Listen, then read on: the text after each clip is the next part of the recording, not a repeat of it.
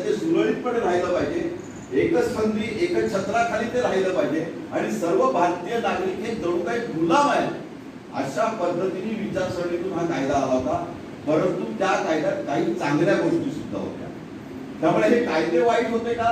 तर कायदे पूर्णपणे वाईट नव्हते, त्यांचा उद्देश काही अंशी वाईट होता, इथपर्यंत आपण बोलूया.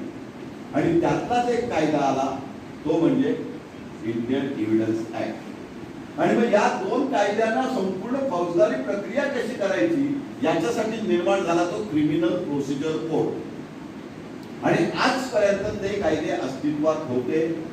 2 महिन्यापूर्वी ते कायदे बदलून आपण अधिकृतपणे नवीन कायदे स्वीकारलेले आहेत.